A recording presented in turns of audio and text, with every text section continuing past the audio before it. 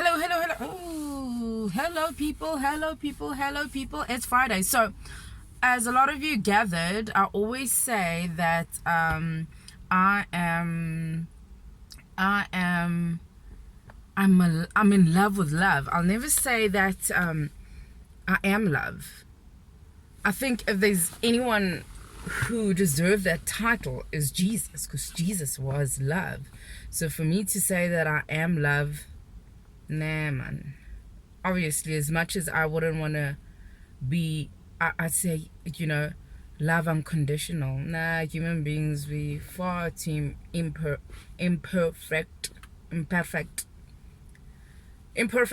to love one another unconditionally. I've tried it. It's hectic. It's not as easy as it sounds, as beautiful as it sounds. That's why I always say that I'm in love with love, and then I try and love as much as I can.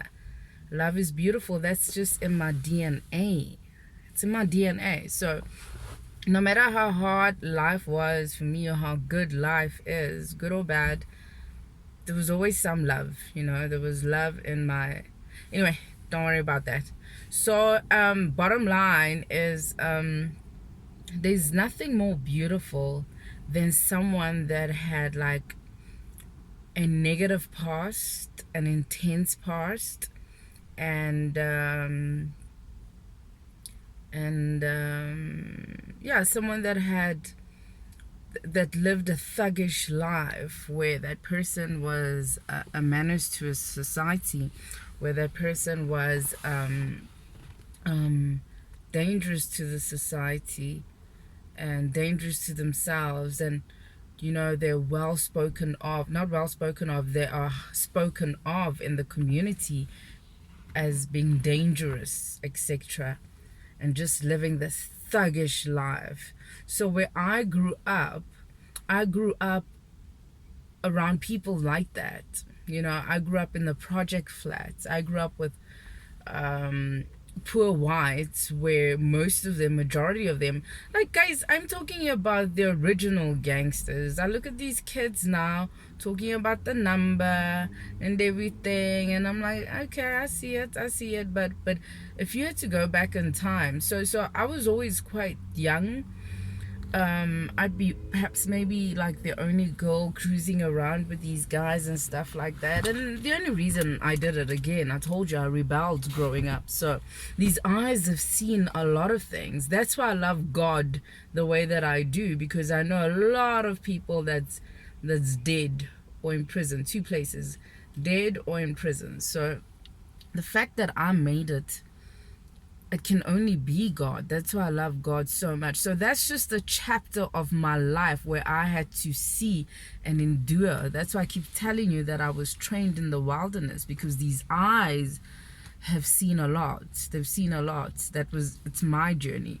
So there's nothing more beautiful when you see someone who has had that chapter in their life and they try to live a positive life, and they try to choose a path of righteousness, and I've witnessed this week with I don't really know this person that well, but you can always sense if you see someone the way they are, not a lot of people will pick it up, but because we grew up in the same kind of environment, or we know the same things, you can always, like, there's this feeling that, okay, this person had it hard, and there's always that click, you suddenly click, your lingo changes, you speak different. So I have so many, I don't know, people get weird when people have so many personalities. Guys, do you know how much power we have? I've seen so much that it doesn't matter where I go, I can be this person. So if it doesn't matter who I meet, I can always relate. Indians get intrigued that I know so much about Indian people, because I went to an Indian school where there weren't even black people yet. White people get intrigued that I speak Afrikaans so well. It's because I lived with the Afrikaners when there weren't even black people living with them yet. You know what I'm saying? So like I've seen a lot, you know. I've lived in Kasi, I've lived in Atteridgeville before Mshongoville was even built up, you know, when there was just mountains there. So yeah.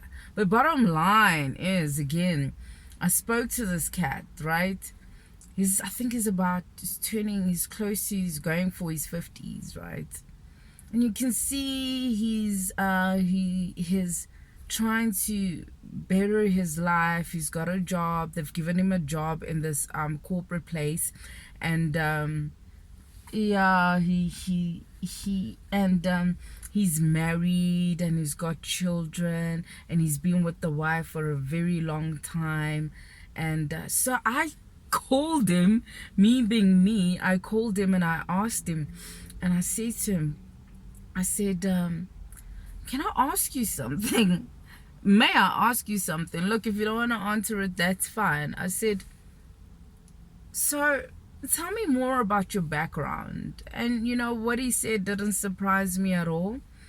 He's been through a lot, and it's also got to do with father issues, man, like especially in the colored community. So I was more focused with the colored community, because growing up I also had someone that was super close to me when I was a teenager, about 12, 11, and he was also a thug and everything like that.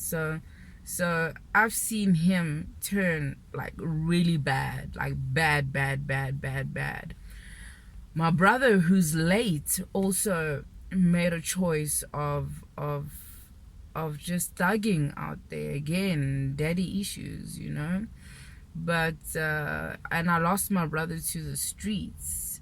The only one that sort of had it together is my youngest brother, who I love dearly. He went to school and he made sure he stayed out of the streets. He had a very close friend who, again, he also lost. That's a sensitive subject that we don't want to talk about. But the youngest one of my family, he kept himself together. Again, I always tease him. I say, you know why you didn't rebel like we did? Because you didn't get that physical abuse like me and my other siblings got. Because he was the youngest. I think my father was too old to chase anybody around, so he just didn't get those hidings. So I think that's why I always tease him. I'm like, that's why you didn't rebel. But I'm proud of him. But anyway, so I've made an appointment to have an interview with this individual, this guy, and I'm actually very excited about it. So today being a Friday, I was like, guys, you know what?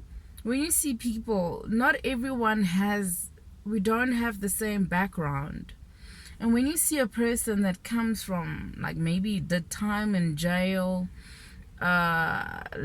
came from like a life of gangsterism, and they just had, you know, that person, you know, there's just stories about this individual, and you can see that this person is trying to give back to the community. This person is trying to turn a page around and write a new chapter about their lives,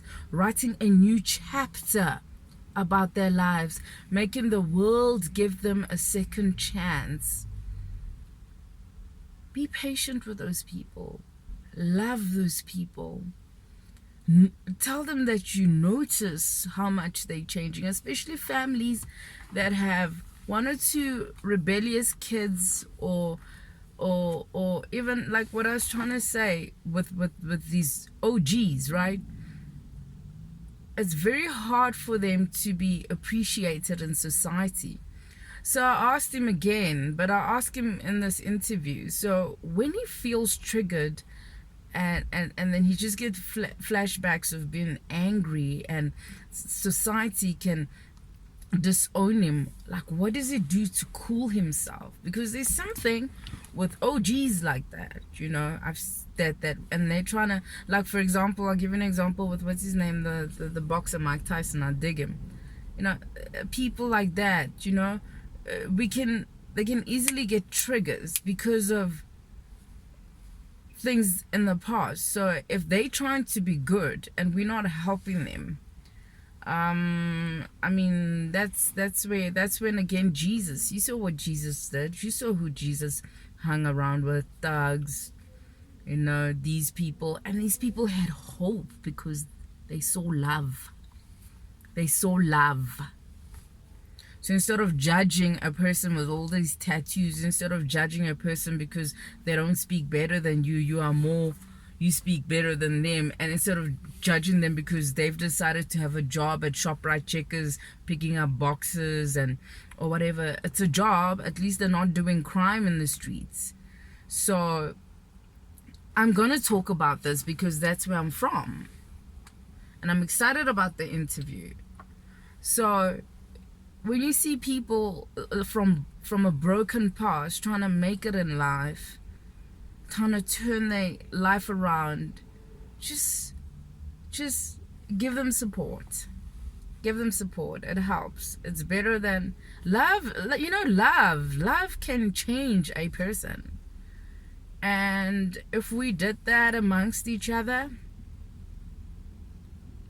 and stop putting ourselves in high places, that's God's job to do. It'll be alright. So big up to all the OGs.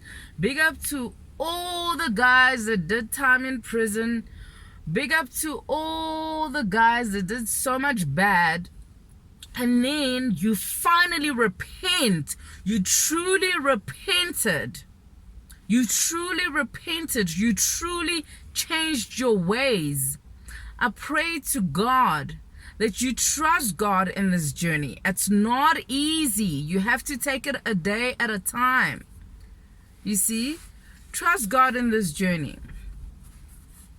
Yeah, I don't know how to wear my sporty today. You know, but I'll check it out. And don't give up. Don't give up. Take it a day at a time. As long as you don't fall back to your old ways. Just keep at it. Keep at it.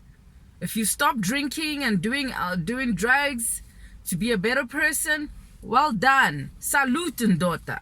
That's who I salute. If you stop living this thug life in the streets and you're trying out there, even your job that you have is beneath you, you're not making as much money as you used to make when you used to thug, I salute you. Salute, Ndota. That's who I salute, is the real G's that are giving life a chance and stopping those bad things that they used to do. Big ups to you. But the key to this whole thing is you need to trust in God. It works. It works. He will take you by the hand and he will guide you in this journey, this thing called life. Big ups to you all. Keep doing it. Keep being in light. Chase the light. Pursue God. It's all good. It's all good. Bless and have a good weekend, y'all.